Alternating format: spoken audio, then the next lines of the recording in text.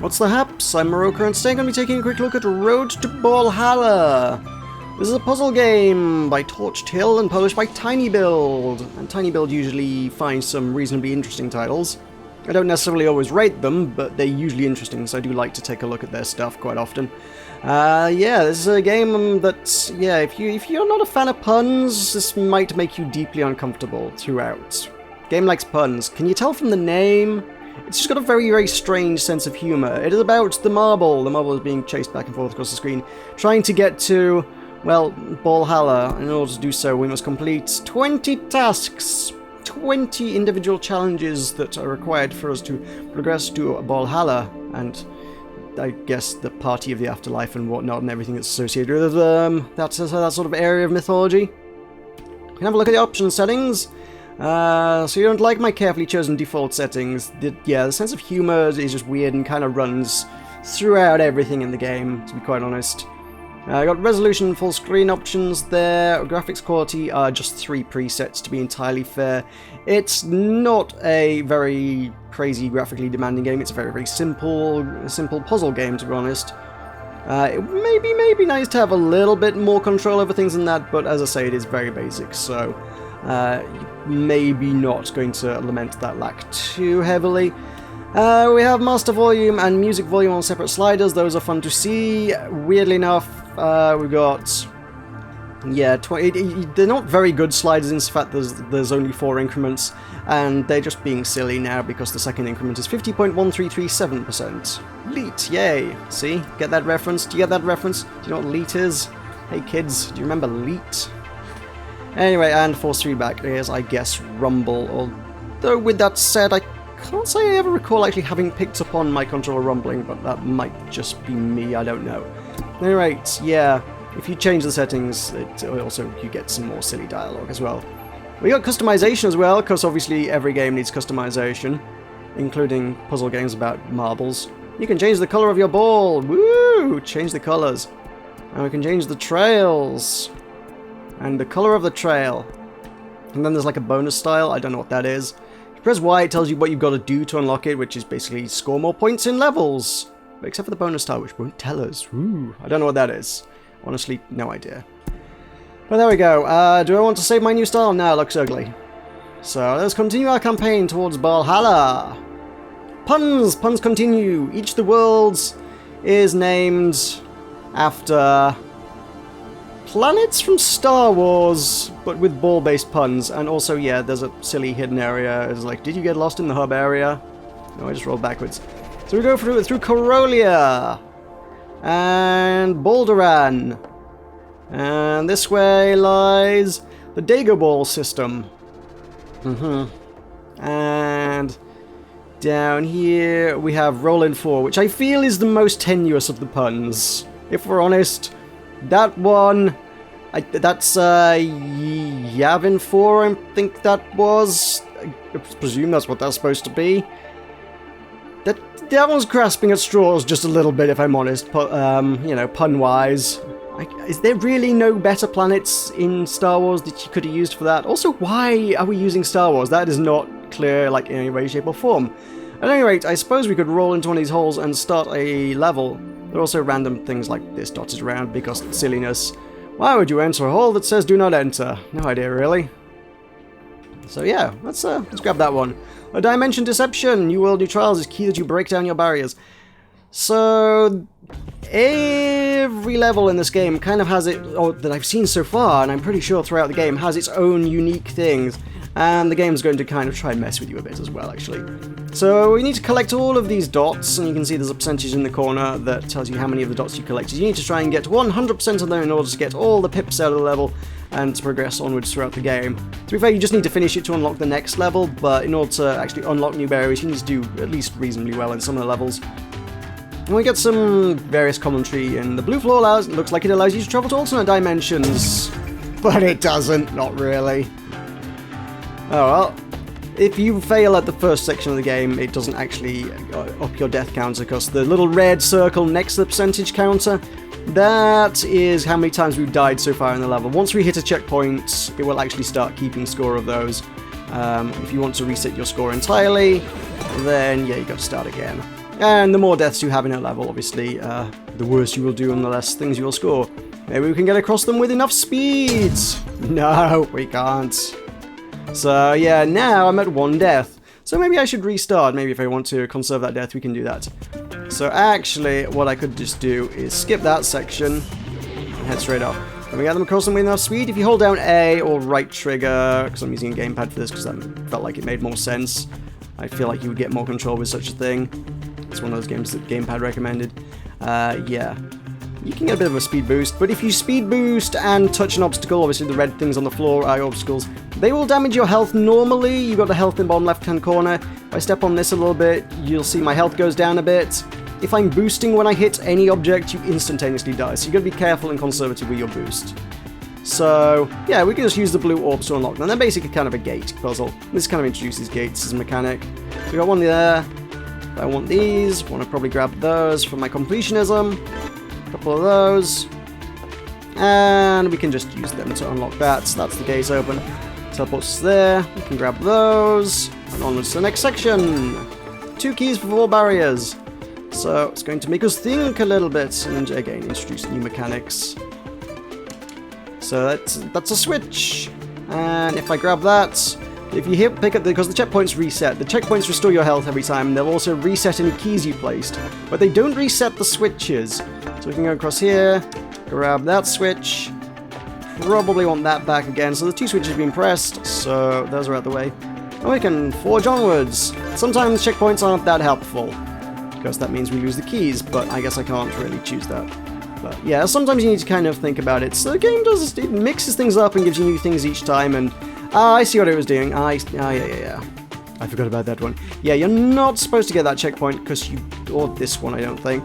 I got it. Crap. I guess we're going back to get the keys. So yeah, I need to kind of sneak around these things to try and get to the keys. Or at least get my key to... Right, can I go through here? Am I grabbing it?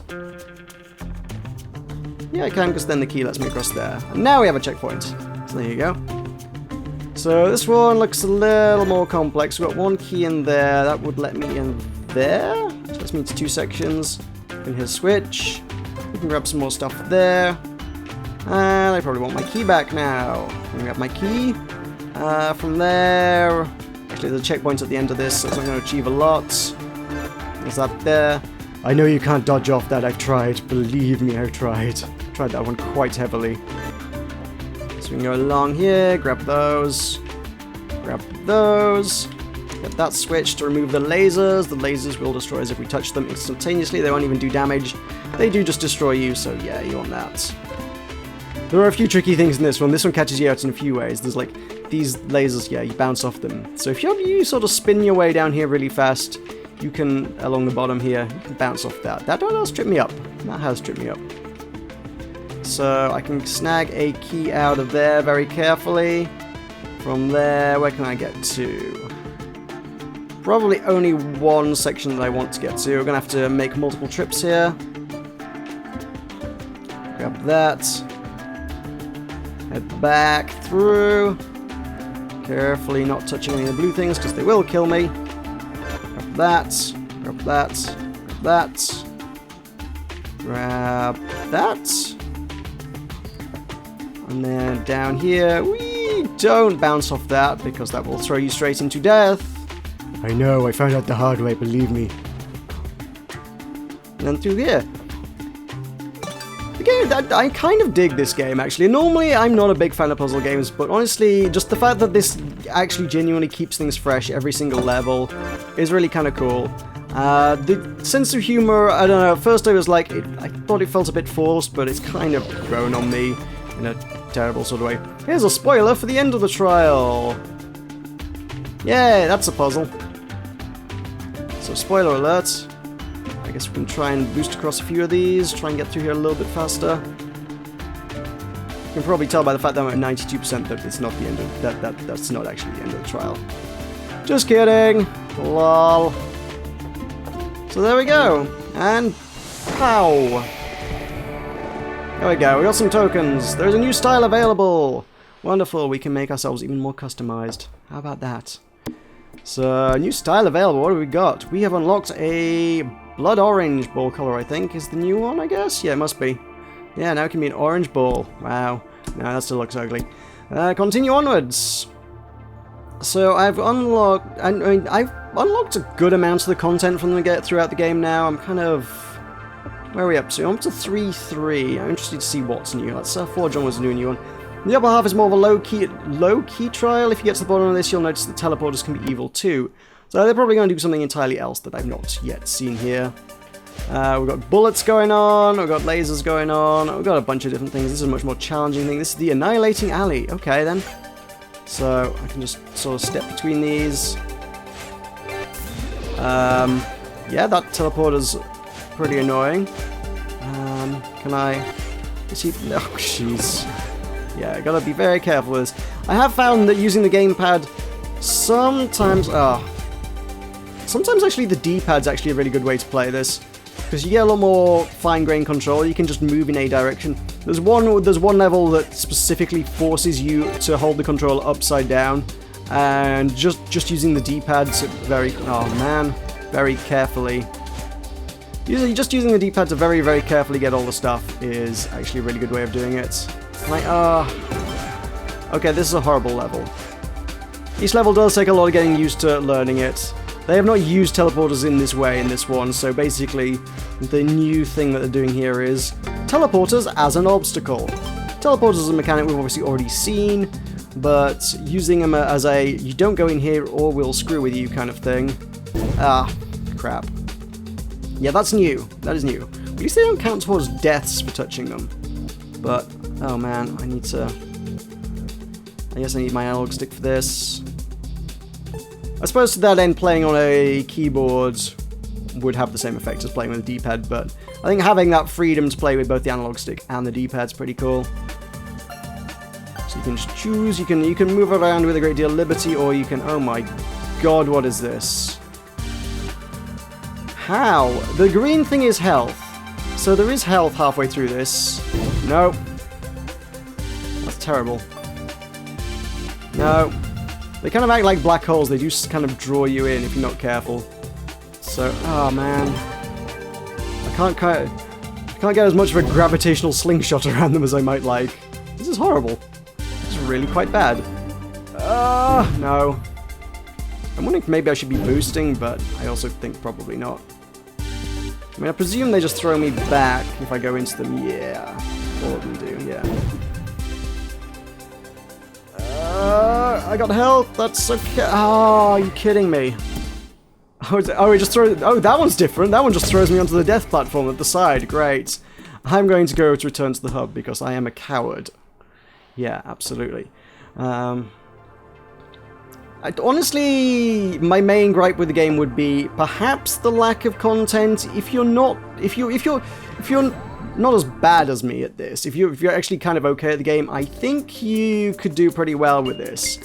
So actually, moving lasers are the new thing in this level, which, to be fair, I don't feel like they really use much beyond this level. It's one of those features that they really only kind of have for one level. But cool to see unique things.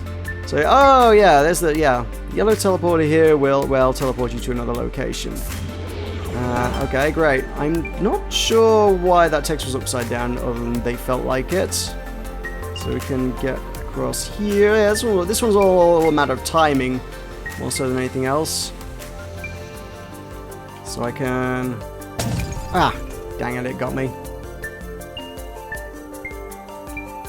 Yeah, I think the content, for someone who's good at the game, wouldn't necessarily last them as long as they might like. 20 levels is not, as far as puzzle games go, a lot of levels. And when just before I started recording this, the game said I'd been playing for a little under 2 hours, and I'm about 60% of the way through the game.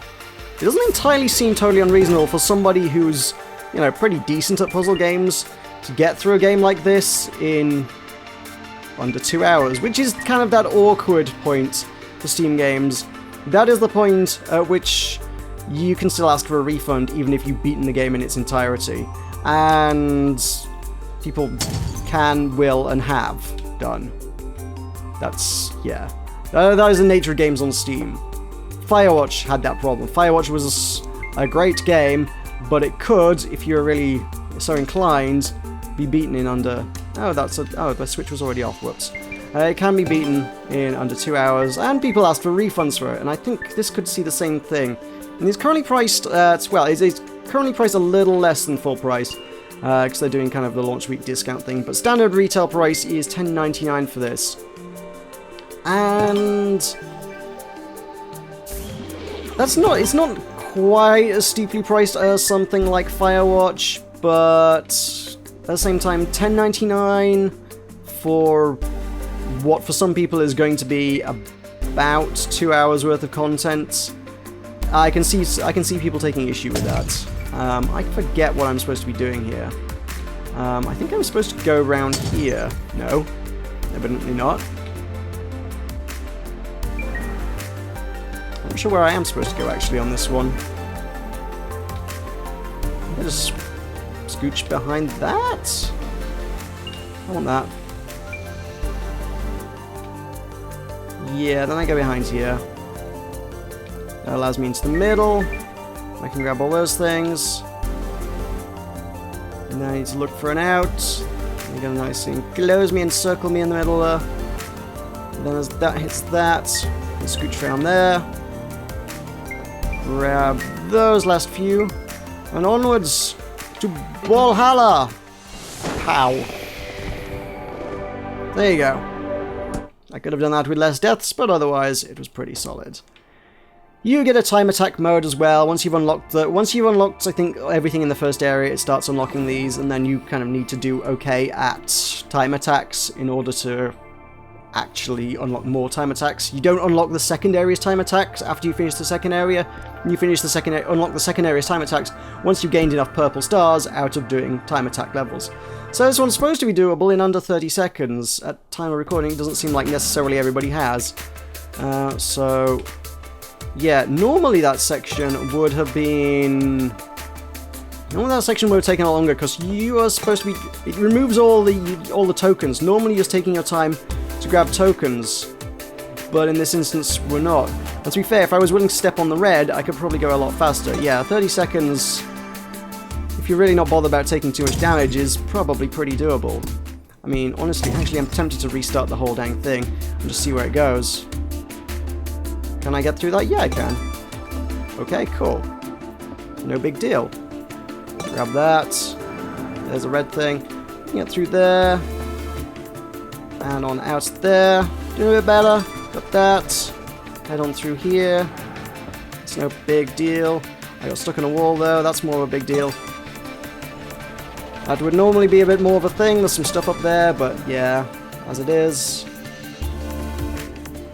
And just end it there. Cool. 32 seconds. That wasn't bad at all. That was not... That's only 2 stars, but hey, I could have done a little bit faster. But it was pretty good. It's pretty good. So now we have more stars from doing the time trial. I've got... Oh, can I get out of there? Oh, yes, we can. So now I've got more stars. Maybe I will have unlocked a new area. Probably not. I need 8 stars to unlock the second area's rush section. So in spite of having completed the second section, I've got that there instead. If we move on, I need 16 to get to the Dagger Balls time trials, and so on and so forth. When we get down here, there's something else weird going on as well. I'm not even sure what this is. There's 24 for the time trial up top there. But then there's 32 for another section down here, so there's clearly some extra content there as well. Then there's, beyond Ballhalla, there is a 999 tokens, which is clearly impossible. Ball hacks required kind of thing. I say clearly impossible because you can see there are literally only 160 tokens in the game to get. And then there's this down here for 100, so whether that is literally gets you ball hacks, lol. Get it? Ball hacks, right? I don't know if hitting that sort of tile down there gives you ball hacks, maybe? I don't know. And then you can get into there to whatever the heck that is. Who knows? So maybe there's a little bit of bonus content at the end there. Certainly something if you're into this kind of thing, there's something to keep you going a bit longer. But for somebody who's just really good at puzzle games and just wants to get to Ballhalla and call it the end of the game, might be doable in under 2 hours, and, you know, the value proposition of the game at that point isn't maybe necessarily the greatest. It depends how really into your puzzle games you are, I suppose. Anyway, I do think it's a very solid title. I think it's quite quirky, it's quite entertaining, and definitely the fact that they do seem to manage to introduce something new in every single level so far is really cool. Normally with a puzzle game, you sort of introduce a new concept, and then they'll just sort of hammer on with it for half an hour. So you'll be playing the same kind of stuff for half an hour, and then they might introduce a new thing. The fact that you can be done with a level in 5 minutes, and they're like, okay, you've done that, you got the hang of that now, here's something new. Okay, next level, okay, we're going to do something different for this level. That's kind of cool. The fact you can hop into every level and just see something totally different. You spawn in a place unbeknownst to you, so I'm not sure what's going on here. That's the wrong spawn location. Actually, where we want to be is over here, so we better start from the beginning and introduce glowing red evil flying orbs. So now we know what glowing red evil flying orbs are. Now you know, and knowing is half the battle. So this is evidently the new thing here. There were no evil red glowing flying orbs up until this point. Evil glowing red flying orbs are entirely new to the level. And they act like the red floor tiles in that they don't outright kill you, but you take too many hits from them. It will be painful, and you may die. So, this is obviously a bit that's good for time trialers. I think you could probably sneak between the middle of some of those if you remembered that you had to die. Of course I did. You can probably sneak between the middle of those if you're really good at it, I think. I'm not sure. Let's try and find out. Can you get through the middle of them? No, evidently not. Or maybe I was not in the right place. Who knows? But it seems like one of those things where a time trialer would, you know, maybe take a hit to shave some time off. There's definitely some speedrun kind of potential in here, and it's very much designed around having that potential, which is kind of cool. There's a lot of nice little design considerations like that. It's a solid title for what it is. And, yeah, it just... Well, aside from that latest level that I got to, as far as puzzle games, I've been finding it just generally kind of doable. They're kind of pitching it as being this hard thing, but it's not impossible.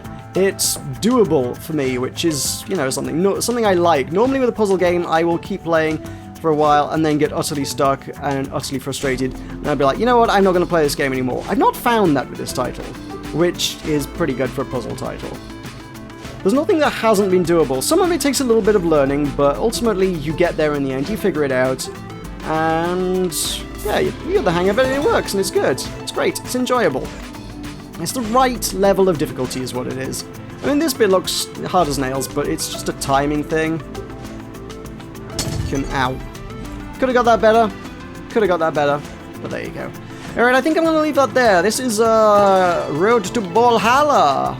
This will be out this Friday on August 5th. As I mentioned, it will be £10.99 or your original equivalent. There will be a 20% launch discount, bringing that down a little bit more. It's also available to pre-order as well at that launch discount price, so if you want to pick it up and have it ready to play immediately on Friday, you can do that now. There will be a link in the description below. But for now, thank you very much for watching. I've been Meroka. This has been The Road to Ballhalla by Torched Hill and published by Tiny Builds. Thank you very much for watching. I will see you next time.